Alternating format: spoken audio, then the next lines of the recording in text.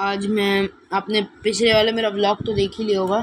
तो गाइज़ मैं कुछ इसमें स्टडी की भी वीडियो डालूँगा, सो प्लीज़ गाइज़ तो मैनेज इट प्लीज़। हाँ, तो ये गाइज़ मैं अभी गाइज़ सॉरी थोड़ा अगर आवाज़ का दिक्कत या फिर मतलब सॉरी हाँ, क्योंकि ये दिक्कत हो सकता है कुछ भी वीडियो में, क्योंकि आवाज़ का और हिलते रहेगी वीडियो, क्योंकि अभी प्रॉपर ट्राईपॉड नहीं है।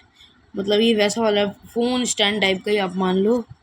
तो ये वो है, मैं आपको लास्ट में दिखा भी दूंगा। वो ट्राईपॉड लेंगा मैं ही। देखते हैं, चलो ठीक है। आज अपन कर रहे हैं क्लास 8। मुझे पता है मेरी फर्स्ट वीडियो पढ़ाई की 7th की थी, मैं सीधा 8th में कैसे आ गया, क्योंकि मैंने बीच में बहुत गैप ले लिया। अगर आप मेरा कल का व्लॉग और अम, और और जो मैंने पिछली पढ़ाई वाली वीडियो डाली थी उसको अगर आप देखेंगे तब आपको पता चल जाएगा कि ये कब मतलब वो ये कितना ज़्यादा गैप हो चुका था। मतलब मेरा 8 तो नहीं कह सकते, मतलब हाँ 5-6 महीने का गैप था वो। तो क्योंकि चलो ठीक है, मैं नहीं जानता आप इस इंफॉर्मेशन का क्या करोगे, तो चलो लेट्स स्टार्ट करते हैं।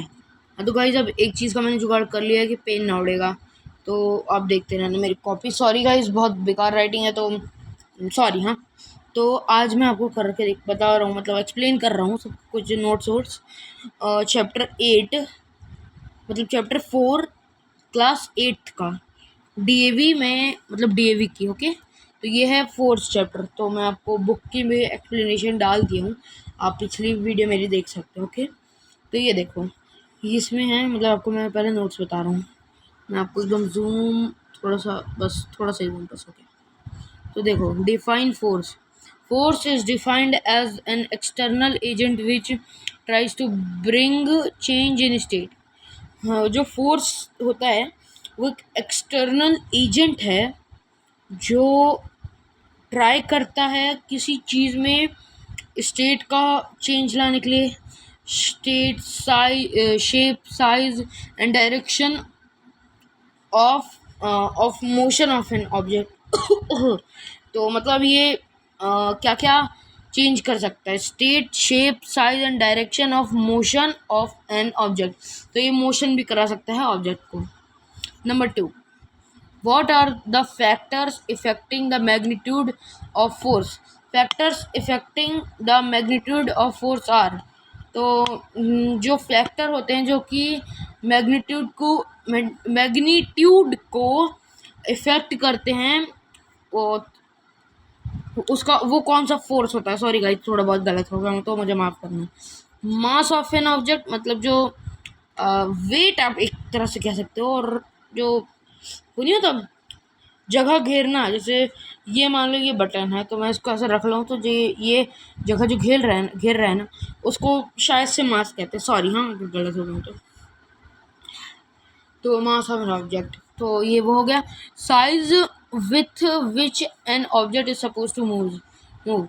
स्पीड, हाँ सॉरी, तो स्पीड जिसमें मतलब जैसे मुझे एक ये चीज़ है, इसी पेन का मैंने ढक्कन लगाया सॉरी। तो जैसे मुझे इसको करना है अगर पुश, तो उसमें मेरे को कितना फोर्स या फिर कितना स्पीड लगेगा कि ये खिसके, तो वो बताया गया है यहाँ पे। और guys you know marks not sponsor. और नंबर 3, ठीक है, what are the effects of force in our daily life? What are the effects of force in our daily life?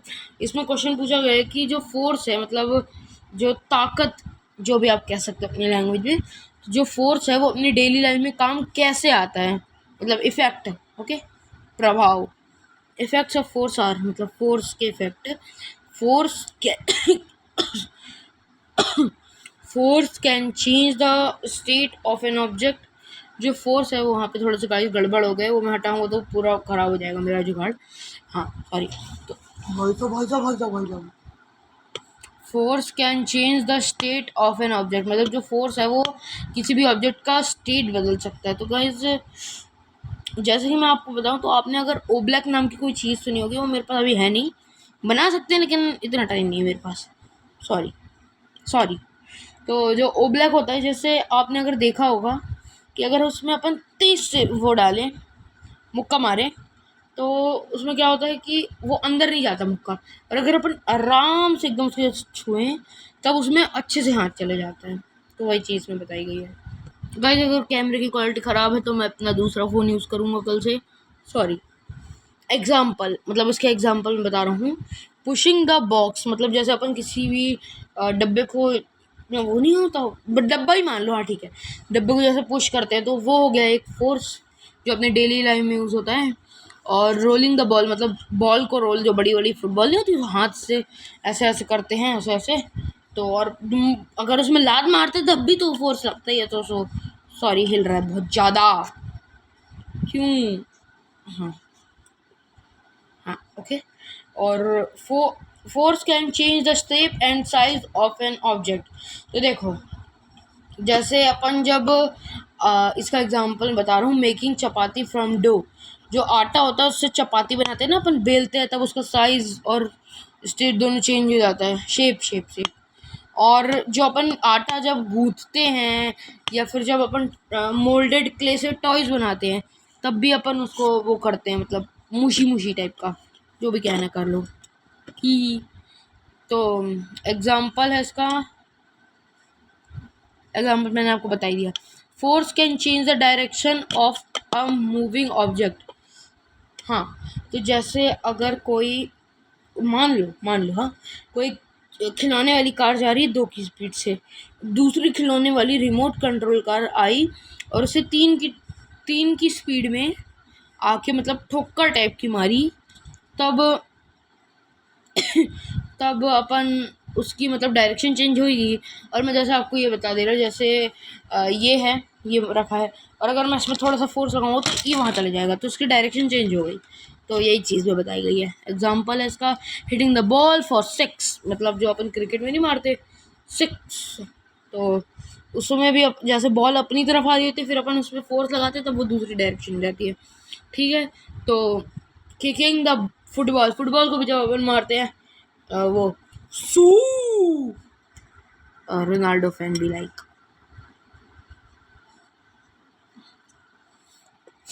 What are spring balance, how does it work.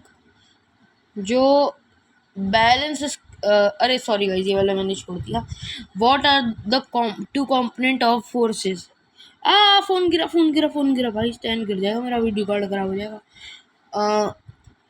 To component of force बताने हैं, तो two component of force is magnitude and direction तो होता है वो, magnitude अभी ढंग से याद नहीं आ रहा, मैं कमेंट में आपको मीनिंग्स डाल दूंगा, ओके, अगर मुझे ध्यान रहा तो, sorry. What is spring balance, वो गाइस एक मशीन होती है, वो मेरे पास नहीं है, okay. How does it work, spring balance क्या, स्प्रिंग बैलेंस क्या है, वो यूज कैसे होती है। हाँ सुनो, spring balance is a device that is use to measures force. Spring balance जो होती है ना, वो इसलिए यूज होती है कि मतलब फोर्स बताने के लिए, कितना फोर्स लग रहा है उस चीज को बताने के लिए वो ये होती है स्प्रिंग बैलेंस स्प्रिंग उसको बोलते हैं। It consist of a coiled spring. तो एक सेकंड ना गाइस, मैं वेट ले रहा हूँ, थोड़ा पानी पी के आ रहा हूँ गाइस, सॉरी यहाँ पे थोड़ा पेज खराब हो गया क्योंकि मेरे को मतलब पानी पीते हुए ध्यान नहीं गिरा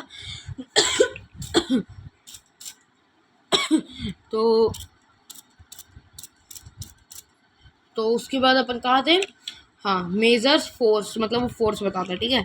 और it consist of a coiled spring. तो जो ये मुझे कहीं खुद नहीं समझ आ रहा, मैं इसको सर्च करके आपको नेक्स्ट वीडियो या फिर इसके कमेंट में डाल दूंगा गाइस, सॉरी मुझे ये वाला खुद समझ नहीं आ रहा, मैं अपने टीचर से पूछूंगा उसके बाद कमेंट में डाल दूँ, प्लीज़ माफ़ करना मेरे को। डिफाइन बैलेंस फोर्स, जो बैलेंस फोर्स होता है वो क्या होता है, ठीक है।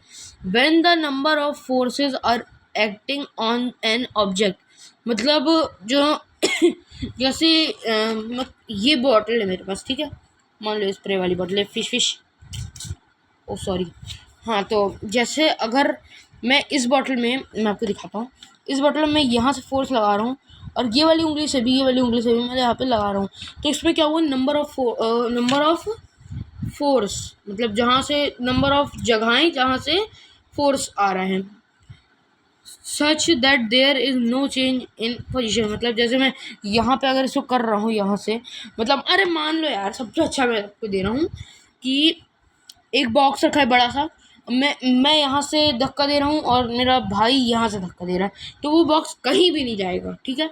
तो उसको कहते हैं balance force. That there is no change in the position of an object, देखा मैंने बताया था, but there is no change in shape and size, और इसमें शेप और साइज का भी कोई फर्क नहीं होता। अब गाइस अब ये मत एग्जांपल ले लेना कि आटा लिए हैं और आटा को ऐसे लटका दिए किसी रास्ते में और दोनों तरफ से मार रहे तो उसकी रोटी बन जाएगी, आखिर रोटी नहीं, उसका पेपर बन जाएगा। सो ये मैंने पूरी कॉपी गीली कर दिया, सॉरी यार, फिर तेरी कॉपी मैं ड्रायर से सुखाऊंगा। और फिर इन द हाँ, then the force acting on object are set to be balance. मतलब जो, तो जैसा मैंने आपको बताया कि मैं यहाँ से धक्का दे रहा हूँ, यहाँ से मेरा भाई यहाँ से धक्का दे रहा है, तो उसमें जब वो नहीं होता ना change in shape size direction, जो भी स्पीड कुछ नहीं होता, उसको कहते हैं बैलेंस फोर्स। गाइस अभी आपको पता नहीं मैंने इतना तेज़ चिल्लाया है ना, सीरियसली मेरे मतलब बहुत तेज़ चिल्लाया, क्योंकि बताऊँ क्या, मैंने मतलब कुछ ले रहा था मैं, हाँ ये पानी की बोतल में लेफ्ट हैंड से रख रहा था, तो मैं ऐसे झुका तो ये वाला एकदम बाउंसी वाला है ना गद्दा, तो ये भी पूरा आ गया भाई, फ़ोन भी नीचे हो गया। ओ माय गॉड, मेरा जुगाड़ ख़राब हो गया मेरा ख्याल से। अब देखो भाई, जो मैंने अभी आपको बताया था, पढ़ाया था कि define balance force sorry when, तो अब इसमें अपन को बताना है डिफाइन अनबैलेंस फोर्स। सॉरी एक सेकंड गाइज, थोड़ा सा इसको उठा लेते हैं, ये हो गया।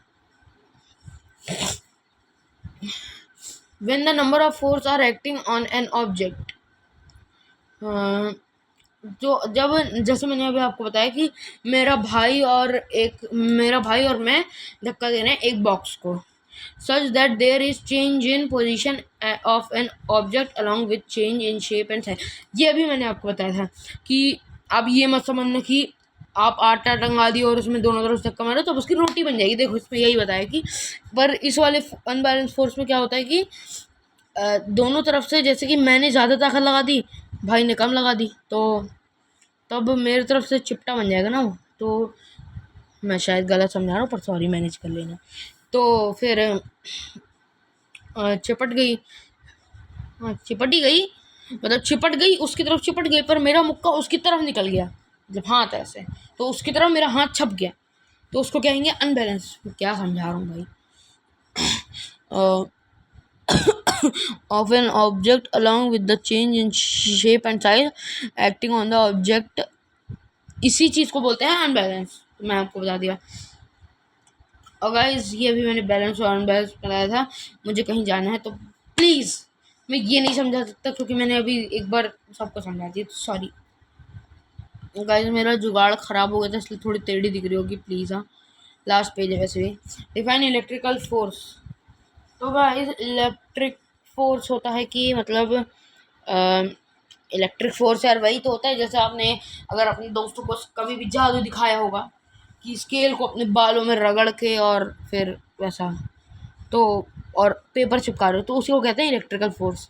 जब electric force is defined as non contact force, मतलब जो इलेक्ट्रिक फोर्स होता है ना वो होता है non contact, is equals to, जैसे अपन किसी चीज़ को बिना छुए कर रहे हैं, पर यार due to interaction between two, हाँ क्योंकि अपन जो इंटरेक्शन है ना, मतलब कैसे समझाऊँ आपको, इंटरेक्शन आप प्लीज़ समझ लिए ना, तो बिटवीन टू ऑब्जेक्ट, मतलब मैंने ऑब्जेक्ट नहीं लिखा सॉरी, तो ऑब्जेक्ट के बीच में जो दो होता है, क्या कर रहा हूँ भाई,